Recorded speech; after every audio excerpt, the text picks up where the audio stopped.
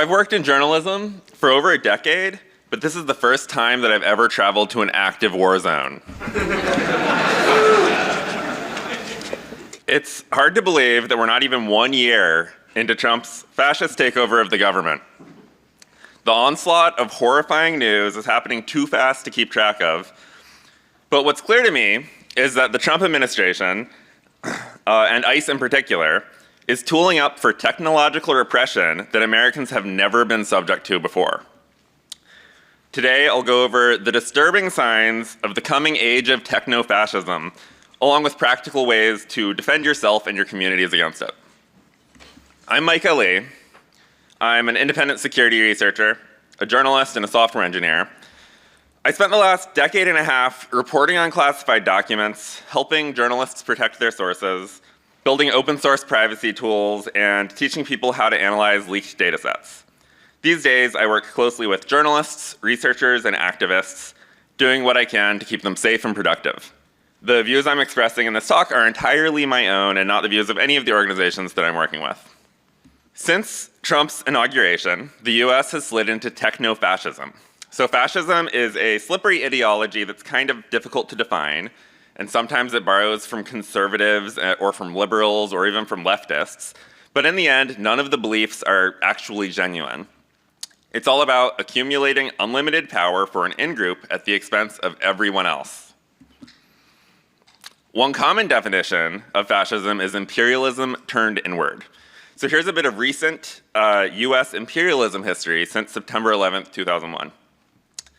We launched wars of aggression based on lies in Afghanistan and Iraq. We ran a covert torture program and imprisoned and tortured innocent people for decades at Guantanamo Bay. We built a global surveillance system and spied on entire populations, all without probable cause. We ran a massive drone assassination program, bombing weddings across the Middle East and Africa in countries we weren't at war with in the name of American freedom.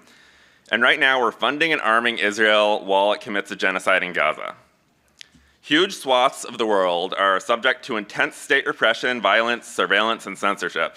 And in many places, this repression is explicitly supported by the US government and by US companies. The thing that makes the Trump era different is fascism. Under Trump, this complete disregard for human rights is now pointed inwards at the enemies within, as Trump calls Americans that he doesn't like. What we've been seeing on the streets of the US with ICE kidnappings and military invasions of cities is the normal American disregard for human rights, but this time targeted inwards towards us. And the American tech industry is totally on board with it. Elon Musk, the richest and most divorced person in the world, donated hundreds of millions of dollars to make sure that Trump got elected. He then bought Twitter and turned it into X, a cesspool of propaganda, disinformation, and hate. Mark Zuckerberg got a haircut, went on Joe Rogan, and shut down Meta's diversity program. Jeff Bezos, the owner of Amazon and of Washington Post, personally intervened to prevent the Post from endorsing Kamala Harris, and he restructured its opinion page to make it friendly to fascism. Tim Cook personally donated $1 million to Trump's inauguration committee. You know how right now, while the government is shut down and food stamps for millions of Americans are set to expire in about a week, Trump is tearing down the east wing of the White House and building himself a privately funded ballroom. So some of the companies who are funding Trump's ballroom include Amazon, Apple, Coinbase, Google, Meta, Microsoft. This talk mostly isn't about the reactionary tech billionaires and their complicit companies. Instead, it's about attacks that we should be prepared for during the age of techno-fascism and the ways to defend against them. In this talk, I'm going to give some specific actionable advice about 3 topics: mercenary spyware, device searches, and app censorship. But don't think of this as a checklist that all you have to do is finished and then you're good. Ultimately, what we need to do is build an intentional and forgiving security culture. These are things to talk over with your friends, your colleagues, your family members, and start doing them as shared practices. Fascists are targeting everyone outside of their in-group. If we want to keep our communities safe, our defenses need to be collective and not individual. I'm also going to quickly go through a lot of slides and show my sources. So rather than trying to take a photo of each slide you're interested in, you can find links to all of my sources here. And I also want to warn you that this talk is pretty intense. So just to lighten the mood a bit.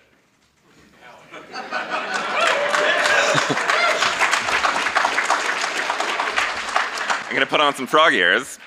And so I'm not going to sugarcoat the awful reality of the current situation, but at least I'll be somewhat dressed up like a frog while I'm giving you all anxiety. So it used to be that government spy agencies like the NSA developed the most sophisticated hacking tools in the world in-house. But over the last decade or so, this has shifted to the private sector. Now private companies make the world's most sophisticated hacking tools, and they sell them, basically as a subscription service to government agencies and police departments around the world, many of which would never have been able to build these capabilities in-house themselves. Americans have largely been shielded from this type of attack. NSO Group's Pegasus spyware is typically configured to not be able to target US phone numbers, though they could easily disable this setting if they decided to target US phone numbers. Mercenary spyware firms are on US sanctions lists. And in 2023, Biden published an executive order prohibiting mercenary spyware use by the US government without first going through a review process. Those days are over. Mercenary spyware is officially welcome in America. Last year, during the Biden administration, ICE tried to sign a contract with Paragon Solutions, another sketchy Israeli firm that makes spyware called Graphite. But the Biden administration blocked this contract from going through. But a few months ago, the stop work order was dismissed, and ICE's contract with Paragon officially began. According to this reporting by Jack Polson, the US company Red Lattice acquired Paragon Solutions. So now that a Paragon is American-owned, ICE is allowed to use Graphite spyware. Paragon bills Graphite as the ethical alternative to Pegasus. The difference between Graphite and Pegasus is that Pegasus takes over the entire phone. It does location tracking, it listens through the microphone, it steals all of the data it can get, and so on, while Graphite is narrowly targeted at spying on encrypted messaging apps like Signal, WhatsApp, and iMessage. But obviously, governments abuse it to violate human rights too. So here's a recent report from the Citizen Lab, published in June, where they caught Graphite being used against prominent journalists in Europe. In this case, Graphite relied on a zero-click vulnerability in iOS that exploited a bug in iMessage. And here's an earlier report from Citizen Lab published in March. And in this one, they helped fix a zero-click exploit in WhatsApp that targeted dozens of people in Italy, including journalists and the founder of an Italian organization that rescues migrants from the Mediterranean Sea. So it's not a very ethical alternative. 404 Media launched a Freedom of Information Act lawsuit against ICE, demanding documents related to its contract with Paragon. In this post, the journalists mention Paragon's stance that it's an ethical alternative in the spyware industry.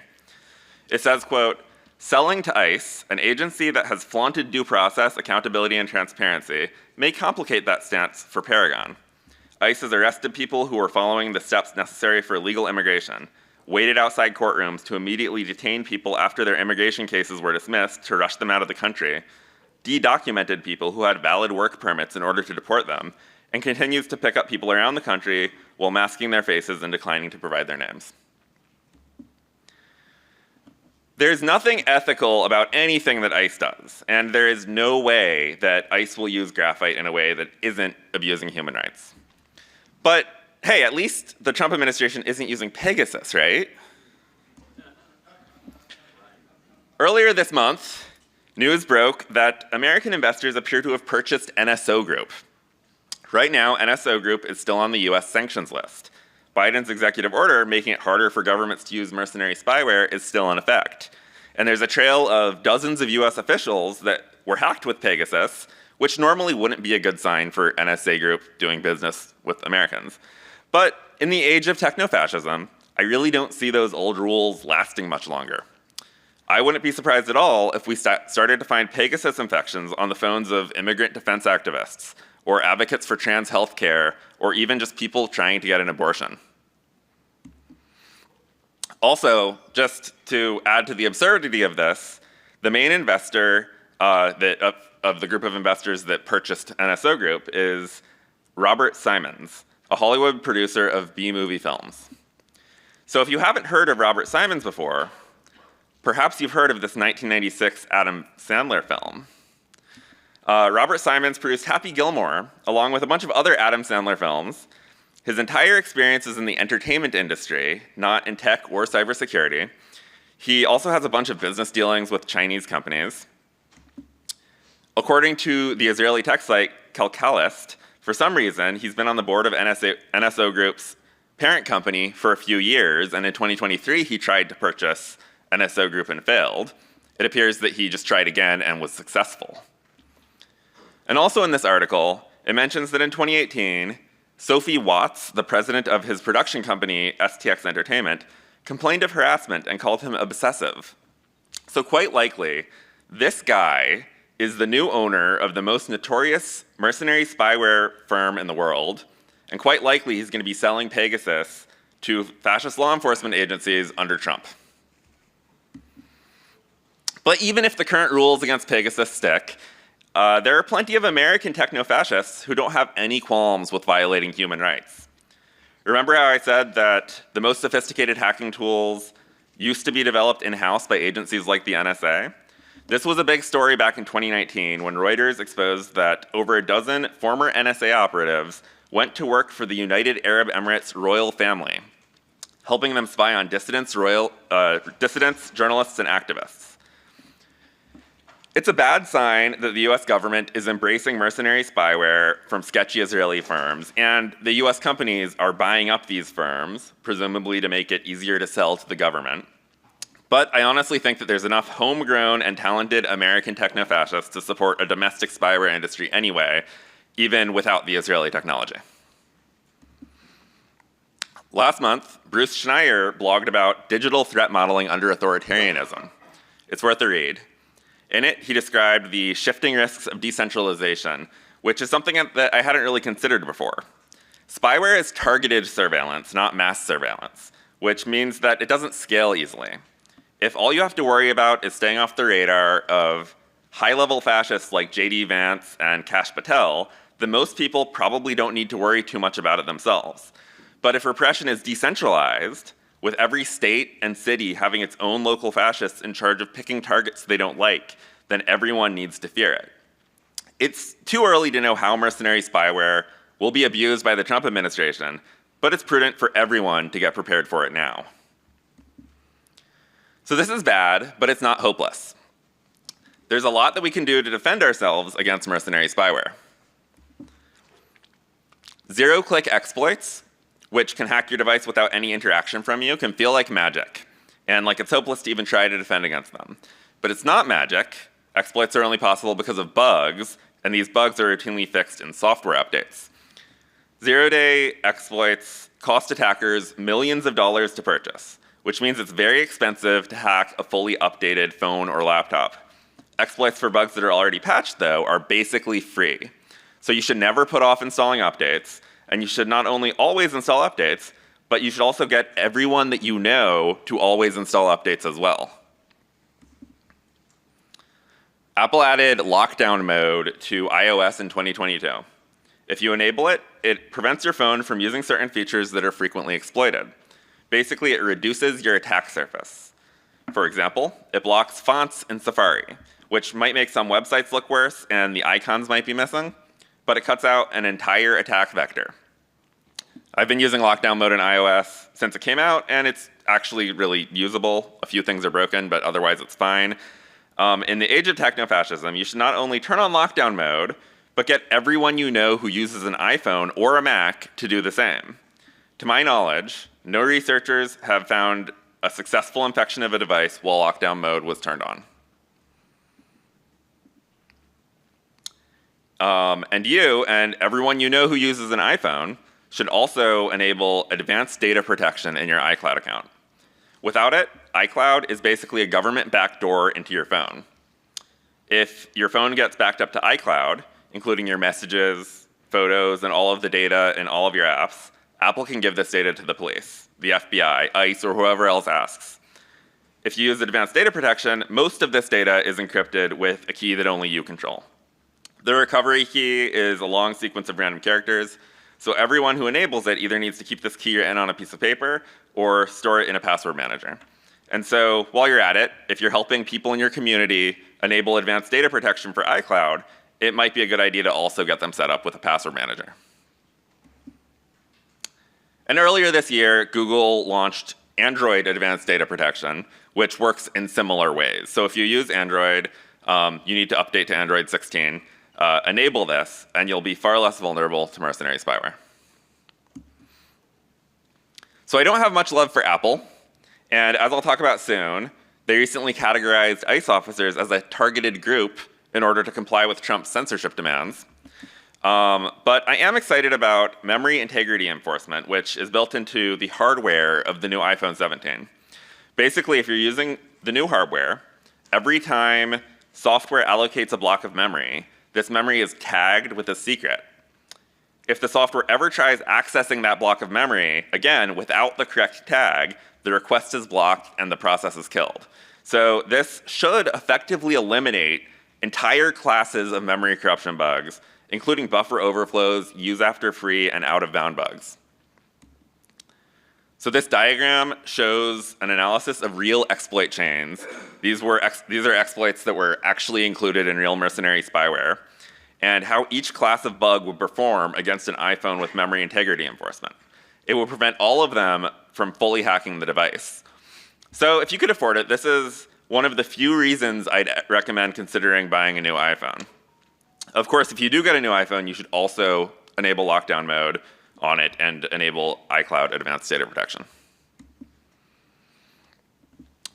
Mercenary spyware relies on exploits to hack your devices remotely. But there's a whole different set of local attacks against devices too. Device searches have been a risk for as long as people have carried computers around with personal data. But in the age of techno-fascism, we should prepare for device searches way more frequently. Celebrate, another Israeli surveillance company, is the most notorious firm that does device searches. They make products that are currently already used by law enforcement across the US, but they're aiming for a much bigger slice of the market. Last year, Celebrate announced that it formed a US-based subsidiary specifically for selling to the federal government. Celebrate makes hardware and software used to break into locked phones and extract all of the data from them. It works by exploiting vulnerabilities in locked screens, by brute forcing passcodes, including using exploits to bypass any rate limits, and by rooting devices to get access to all of the data in them. This photo is from a 2021 blog post on the Signal blog by Moxie Marlinspike. He said, quote, "By a truly unbelievable coincidence, I was recently out for a walk when I saw a small package fall off a truck ahead of me." It turns out it was Celebrate equipment, and this was actually right after the Celebrate UFED software started supporting extracting Signal messages. Specifically, this was just the software to extract data from phones, not actually the hardware, and a bunch of cables. But it didn't include the hardware that like hacked into locked phones.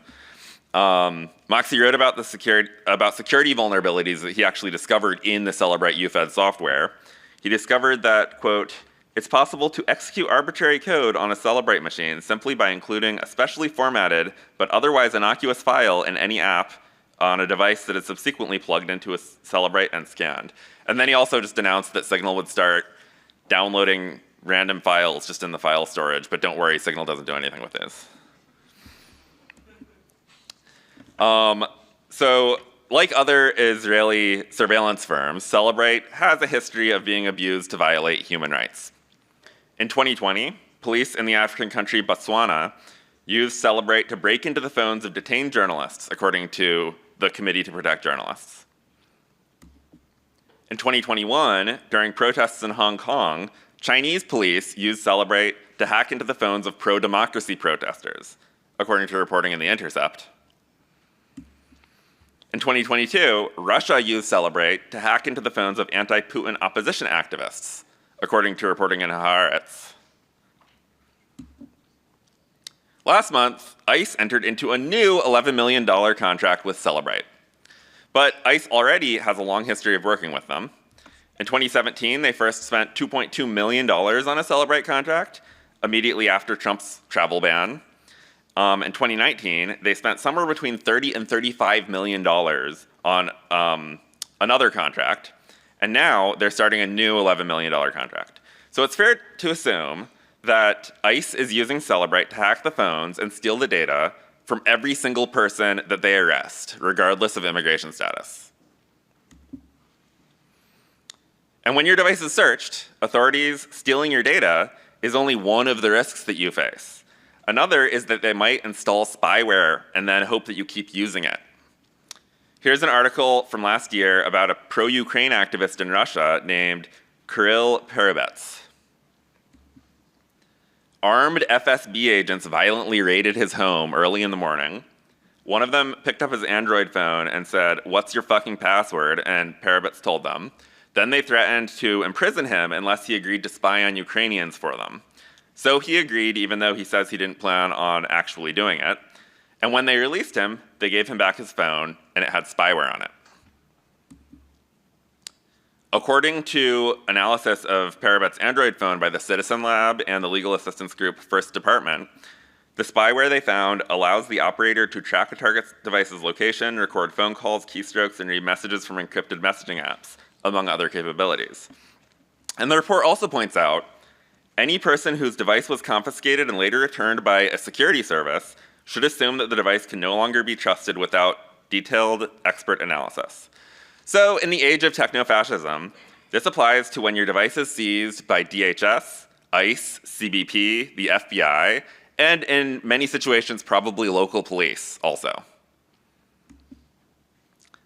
Sometimes it's legal for authorities to search your device, and sometimes it's illegal, but all of that is pretty abstract when it's clear that the Trump administration doesn't care about breaking laws and gets away with it all the time. So whenever you cross a border or go to a protest, you should be prepared for the fact that authorities might try to search your devices. It's still important to know your rights, even if the fascist authorities are likely to violate them. You should consult actual lawyers for legal advice, but here are just some quick tips. You have the right to remain silent, so don't talk to the police except to assert your rights. Police are kind of like vampires. They can only legally enter your home if you invite them in. So if police or federal agents show up at your house or your business, do not invite them in. If they say they have a warrant, it needs to be a valid warrant signed by a real judge. ICE tries to use their own fake warrants, and those aren't legally binding. If they try to search you, tell them you do not consent.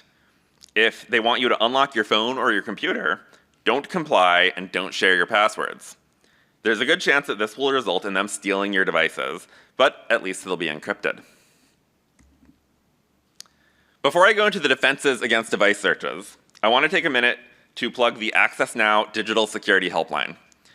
Researchers at places like the Citizen Lab, Amnesty International, and Access Now have done an amazing job exposing spyware firms and their flagrant abuse of human rights. Detecting spyware is hard, and none of this research is possible without the cooperation of spyware victims. So if you think your device has been hacked by the Trump administration, or if there is anyone in your community who might have been hacked, please reach out to the Access Now helpline for help. If anyone you know has had their phone seized by federal agents and then later given back to them, they should definitely not trust that phone and contact the Access Now helpline. They could actually try and get spyware samples, try and do the research, and confirm if it was actually hacked or not. While I can't give legal advice, I can give you technical advice on defenses against device searches. These mostly revolve around disk encryption. If someone gains access to your phone or computer and you aren't using disk encryption, nothing stops them from accessing all of your data. But even with disk encryption, your data is only as secure as how you're able to unlock your device, as well as your lock screen settings. So for example, let's say you have an iPhone and a strong passcode, but you unlock your phone with your face. This means that when you get arrested at a protest, the cop can also unlock your phone with your face and then access all of the data in your phone. Because of tools like Celebrate, your phone's passcode is also really important. It's orders of magnitude harder to hack into a 10-digit passcode than a 6-digit passcode. You should also harden your devices. If these defenses against device searches look familiar, it's because they're also defenses against mercenary spyware. Celebrate and similar tools that attack computers rely on vulnerabilities to help them bypass your lock screen or brute force your password without rate limiting. Install updates. When you're using the latest version of your OS, there are fewer vulnerabilities in your lock screen that can be exploited. And again, enable lockdown mode in iOS and macOS, and enable advanced protection in Android. When your device is seized, but in a locked state, you should also be careful about what information is on your lock screen. They can access that data without even needing to hack your device. So make sure that sensitive notifications, like the content of your Signal messages, don't get displayed on your lock screen. This applies to both computers and phones. If you have disk encryption, the very best thing you can do to keep your devices secure is to completely power off your device when you're not using it. A powered off device, before you've entered any password to unlock the encryption, is much harder to hack into than one that's powered on but locked. So when you're going through a security checkpoint at the airport, completely power off your phone and your computer first. Don't just suspend it. When you're going to a protest, if it looks like you're about to get arrested imminently, power off your phone before you get detained. You could always power it back on if you find yourself to be safe. And finally, turn off all of your computers every night when you're not using them. Most police raids often happen in the middle of the night or in the early morning. So powering off your computers every night means that if you get raided, your devices will be harder to hack into, and they'll give your disk encryption a fighting chance. People often talk about anonymous burner phones. Except in very specific situations, truly anonymous burner phones aren't that useful. Using a secondary phone, though, that you don't even try to keep anonymous, on the other hand, it's easy to maintain, and it has some major benefits. If you get detained at an airport or arrested at a protest, the authorities either already know who you are or they're about to, so anonymity isn't really important here. When you set up a secondary device, use a separate Google or Apple account, so it can't access any data in your main account. Make a separate Signal account and just add the contacts or groups that you'll need. And if authorities hack into your second device, there won't be much data to extract. It won't have your messaging apps, your contacts, your browser history, your photos, your documents, or anything else. Since secondary devices are just for temporary use, to take an international trip or to bring to a protest, you should factory reset them between uses. This should protect you in case they install spyware on your device and give it back to you also. Although, ideally, you should contact the Access Now helpline and let researchers get a sample of that spyware first. Even on your main devices, minimize the data that you retain. They can't steal data if you don't have anything to steal. So we'll all be better off if we start treating most online communication as ephemeral and delete it after we've read it. If you want to retain anything, take a screenshot but delete everything else. If you go into the Signal app, you can go to Settings, Privacy, Disappearing Messages, and set Signal to use disappearing messages by default for every chat. And while you're at it, get everyone you know to stop sending you messages in iMessage, WhatsApp, Instagram DMs, or anything else, and switch to Signal. You should minimize other data too, and not just messaging apps. Basically, think about what data you have on your phone and on your computers, and regularly take steps to reduce your risk if those devices are ever searched.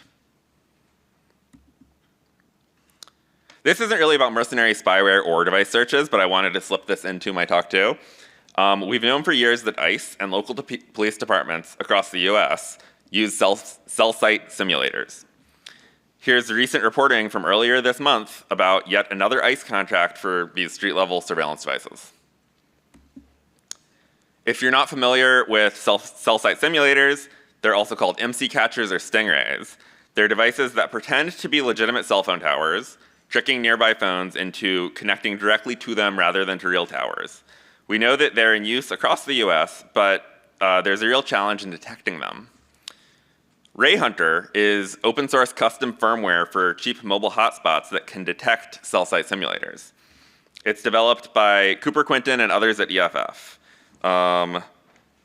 Here's a little 4G hotspot that's running Ray Hunter, and I can see there's a green bar at the top, so it's not detecting any cell site simulators. You need to plug a SIM card into it, but you don't need to actually pay for service. So it's a cheap one-time cost, and it's incredibly easy to flash the firmware on these. So if you're interested in trying to detect cell site simulators, check out the Ray Hunter project. A different way that techno-fascism is expressing itself is app censorship. Apple and Google, the companies that control exactly what software anyone is allowed to install on their phones, are actively collaborating with the Trump administration by censoring their app stores without even a fight. A few weeks ago, at the request of the Trump administration, Apple kicked the IceBlock app off of the App Store. This was an iPhone app that allowed users to anonymously report ICE sightings within a 5-mile radius and get notifications when others reported ICE sightings near them. The developer, Joshua Aaron, points out that IceBlock is no different from crowdsourcing speed traps, which every notable mapping app application, including Apple's own Maps app, implements as part of its core services. To justify its decision, Apple has decided to treat ICE officers as a targeted group and to treat apps that help inform the public about abuses by ICE, whose job is racial profiling and violence against people based on their national or ethnic origin, as the same as discriminating against people for their religion, race, sexual orientation, gender, or national or ethnic origin. To be clear, the government didn't send a court order to Apple demanding that they do this. The Justice Department asked Apple, and Apple simply agreed without a fight. Here's a quick video of Attorney General Pam Bondi lying to the Senate about IceBlock. Senator Lee, our federal agents have been doxxed, and many of you know what that means. It has happened to you on both sides of the aisle. Our federal agents' lives have been threatened. We spoke with Apple and Google to get the IceBlock app taken down. That was reckless and criminal in that people were posting where ICE officers lived. We worked with both Apple and Google to take that down. It's stunning, I would add here, that it took as much work as it did by you. So first, IceBlock did not post where officers live. They just posted ICE sightings, which automatically got deleted after a few hours. And also, IceBlock was never actually available for Android. It was only for iPhone. But don't worry. Google also voluntarily chose to collaborate with the fascists at the request of the Trump administration. And in fact, they used pretty much the same justification. Apple and Google both removed the Red Dot app from their app stores. Red Dot is an app that's similar to IceBlock in that it lets people report ICE sightings and gets alerts when they're nearby. Since it's been banned by both Apple and Google, it's now only available for Android as an APK that you can sideload. Google claims that the Justice Department didn't ask them to ban Red Dot, but I kind of find that hard to believe considering Pam Bondi keeps giving interviews saying she asked Google to ban these apps. But even more disturbingly, Google's justification for banning Red Dot is that working at ICE makes you part of a vulnerable group that is, quote, associated with systemic discrimination or marginalization. This is just offensive. And even worse, Apple banned an app called Eyes Up from the App Store. Unlike IceBlock and Red Dot, Eyes Up doesn't do any real-time tracking or alerting of ICE sightings. It simply archives verified videos of ICE abuse and puts them on a map to preserve evidence of their crimes. Also, unlike IceBlock or Red Dot, Eyes Up is a web application. So it's still online at eyesupapp.com. Here's a screenshot of Eyes Up zoomed into a part of Portland. Apple is voluntarily helping fascists censor videos of violence from DHS officers like this one. I hope a good one comes up next.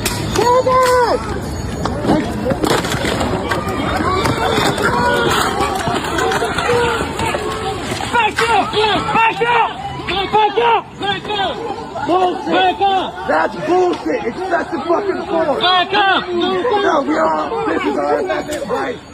Bullshit. He does not need to be tackled like that. Stand back. Police, stand back. He is a veteran of this country. What the fuck is wrong with this guy?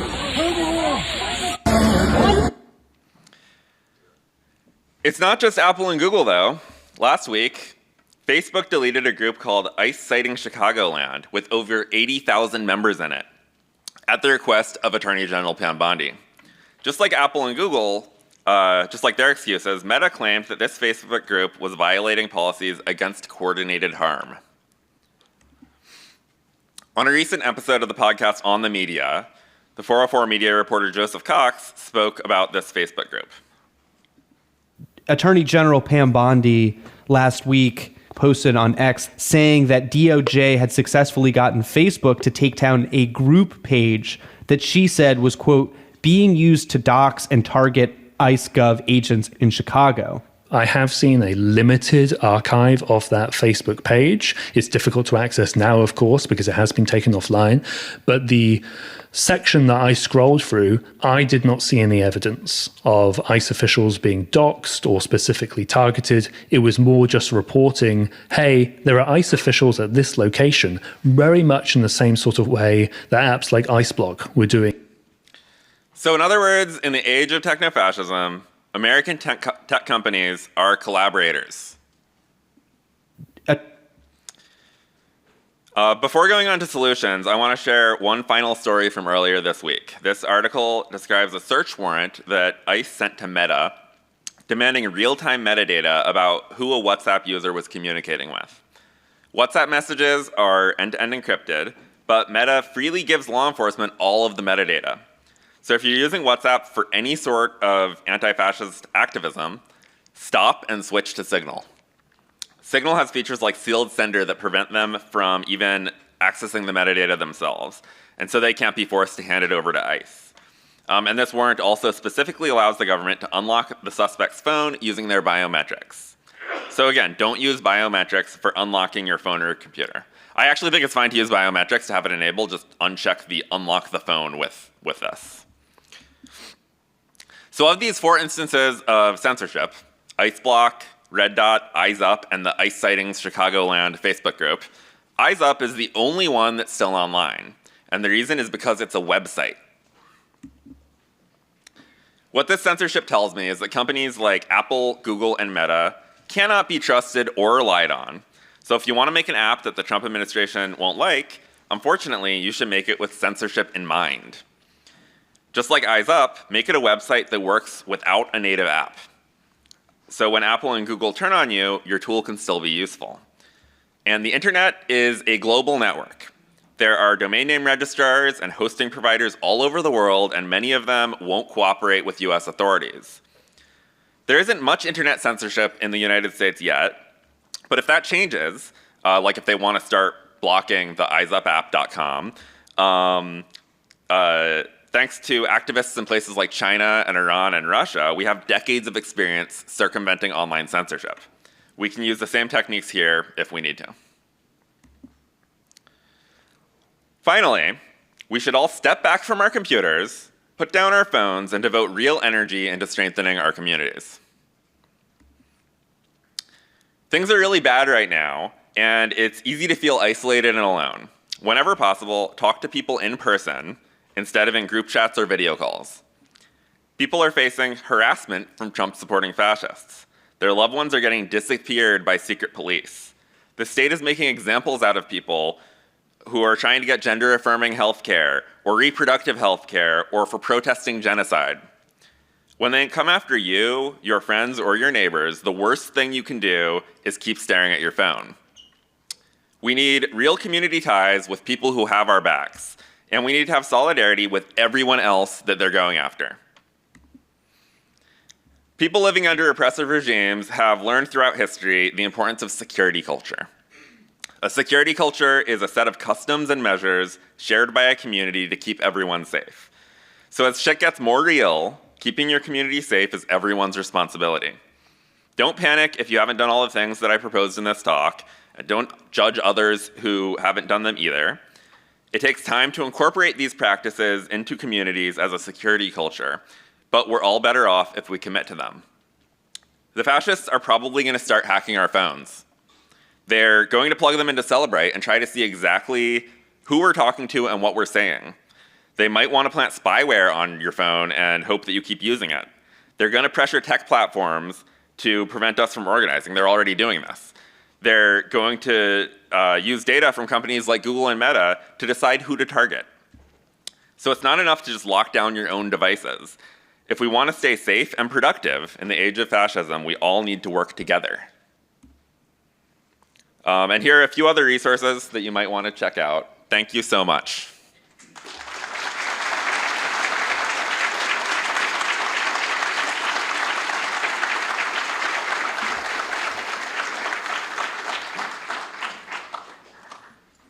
Yeah, I got, what do we have, like 15 minutes or 10 minutes or something? Yeah, we have time for questions, if anyone has any.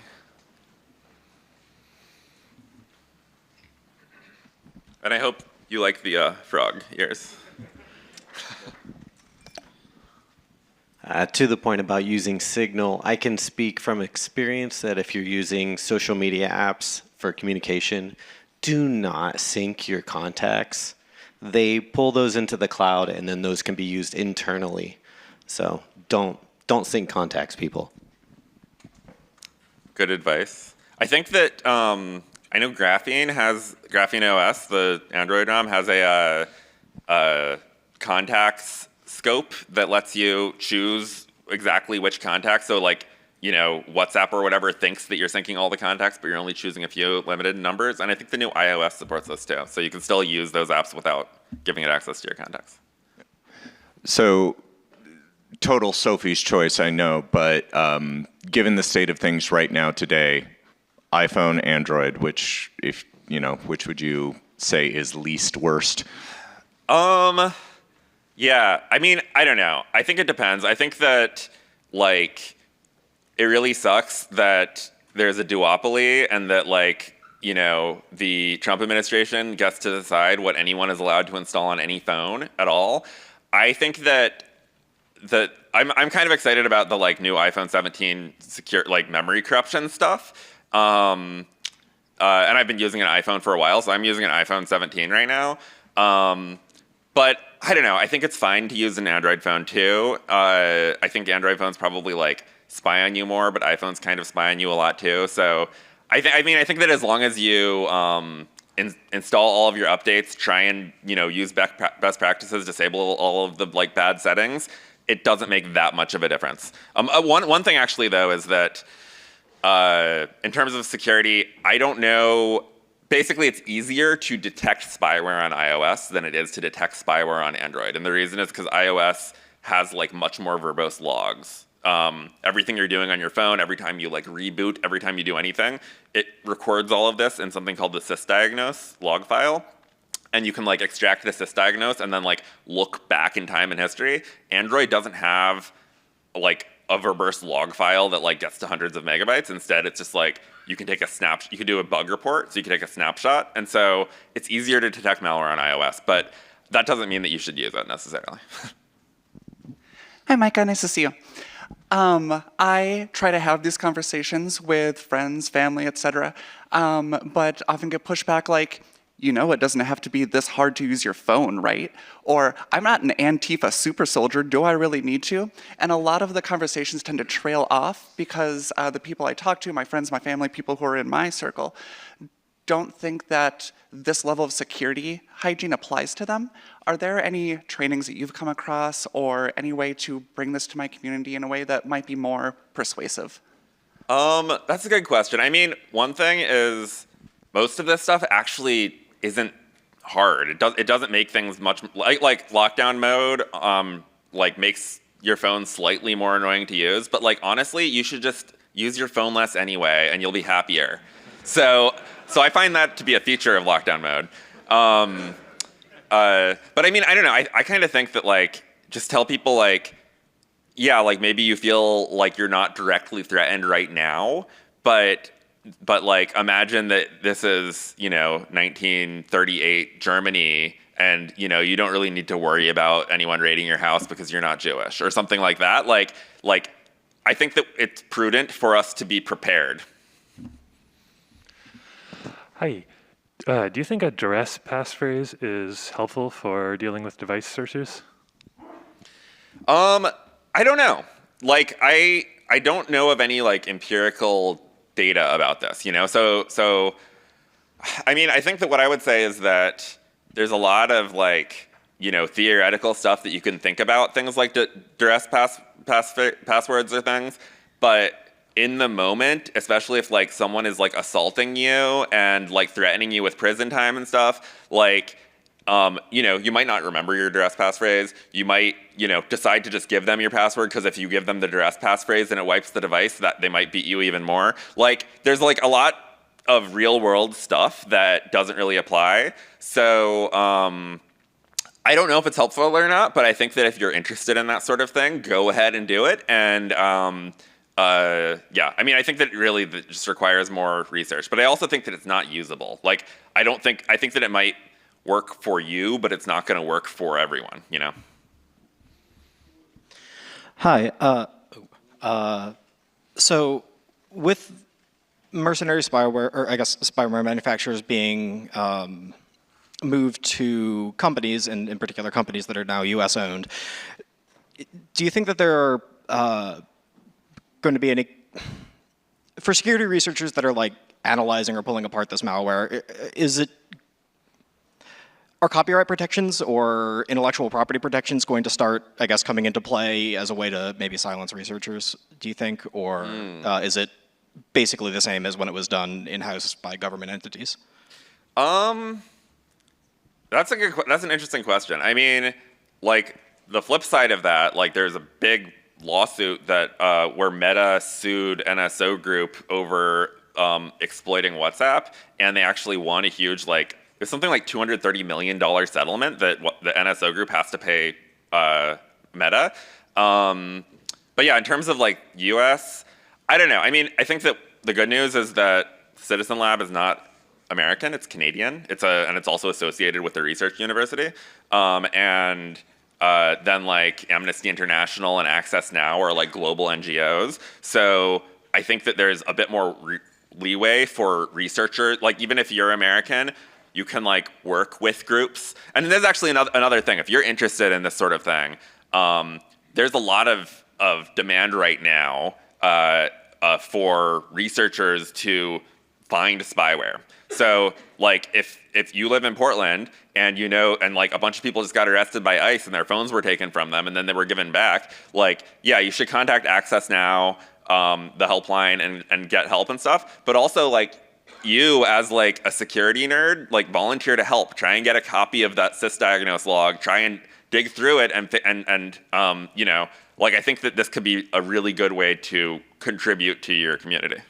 Hi, I've got a challenge for you. Downtown here, there's building after building of low-income people living that are not tech savvy, that are worried. You'll see them out on the street corners smoking. They're all over the place. They don't know how to keep themselves safe. I would like to ask you to look out for your neighbors down here downtown. Do what you can, because they're very vulnerable. They've already lived through the regimes. I mean, these are immigrants, people that relatives immigrated, and they need help, but they can't help themselves. And I know you're all smart enough to figure out ways to help your neighbors downtown here. This will be a good time to like plug any sort of Portland mutual aid groups that do stuff like this, but I'm not from here, so I don't actually know what groups to plug. Thank you. This has been really interesting. You mentioned on one of your slides, if you're a US citizen, it was on your Know Your Rights slide about that they have to let you into the country, but they can confiscate your device. Mm-hmm. Can they like hold you for an indefinite period of time? Can they charge you with anything like failing to cooperate? If you heard of any instances of anything like that? So I'm not a lawyer, but I have like kind of recently talked to a lawyer who basically said that for U.S. citizens, they can't hold you indefinitely without charging you with something. I don't know about charging you with failing to cooperate. Like, I don't know if that would be enough of a crime. But basically that what the lawyer from ACLU thought that the biggest worries for U.S. citizens are they're going to confiscate your devices and try to hack into them.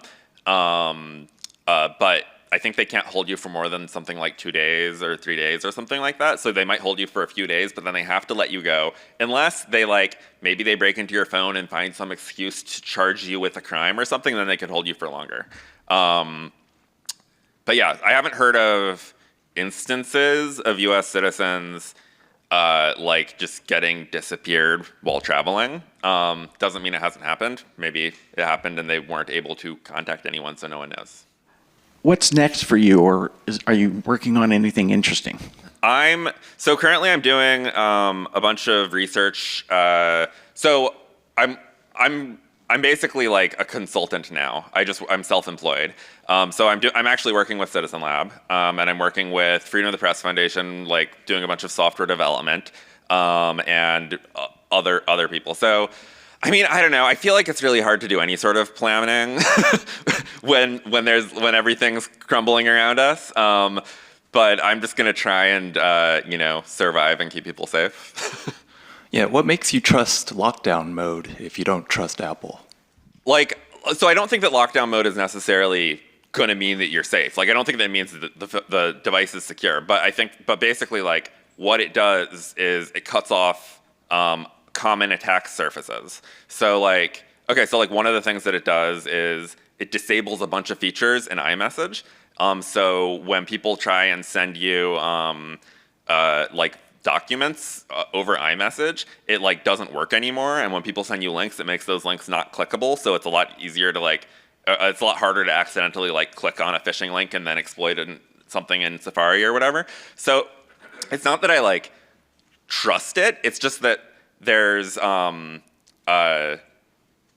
way that modern spyware to hack a phone works is it relies on a whole chain of exploits. So first, maybe it exploits something in iMessage, then maybe it exploits something in a font renderer, or it exploits something in Safari or whatever. And what lockdown mode does is it just cuts off a bunch of stuff. So okay, so one of the things that it does is it turns off JIT, just-in-time compilation in the browser. And so instead, it makes JavaScript a lot slower to run. So JavaScript only applications are slower, but it's not actually, it prevents, memory corruption bugs from happening in JavaScript anymore, where before they would happen. So I don't know if that answers the question, but basically it's yeah, fuck Apple, but it reduces features that are commonly exploited. I find it hard to not have a phone. I think that what would be great is if the Apple-Google phone duopoly was crushed, and I can get a completely different phone with a completely different operating system from Brazil or the EU or something. But that doesn't exist yet. I think that Trump is trying really hard to make sure that sort of competition is going to happen. I guess somewhat related to that, I'm curious on your opinion around big tech, ignoring Zuckerberg and Meta and the craziness. I mean, right now it's basically, capitalism and self-preservation. Do you see there be a tipping point where leaders of those companies would essentially become actual fascists, not just collaborators out of money incentives? I mean, it's what's the difference? Because another common definition of fascism is merging corporations in the state. And I think that really what's going on right now is we have these huge, massive monopolies in the United States that realize that they're gonna not have Nina Khan. They're not gonna have their monopolies broken up if they, just flatter Trump. And so that's what they're doing. And now they're getting paid. They're making a lot of money from it. And so, I mean, I kind of feel like that means they're fascists. right? What type of evidence do people look for when they're conducting a device search? So like cops look for? Yeah, like what might be on someone's phone that they might get flagged for? So I mean, so Celebrate, Celebrate UFED is their universal forensic extraction device system, and so what it does is so the first thing it does is assuming the device is unlocked, it tries to jailbreak the phone or root the phone. So it tries to use exploits to get root, which then gives it full access to the file system. And I think that it will, and then at that point, it could access the private app data for every app. But I think that basically they support, they have a bunch of custom like plugins basically for different apps. And so I think they probably copy all of the data off of the phone. But then also they like specifically are looking for messaging apps and then for photos. And then for, they probably have like, like a custom module for like the Facebook app. And then, they put it into their database so they have a nice way of reading your entire Facebook like message history and everything else. But yeah, I mean, I think that like messaging apps are probably like really high priority. But I mean, they'll take all of your contacts. They'll take, they'll take whatever they can get. And then I think it's just a matter of the, law enforcement investigators deciding what's useful to prosecute you. Let's give Micah a round of applause. Thank you so much for coming.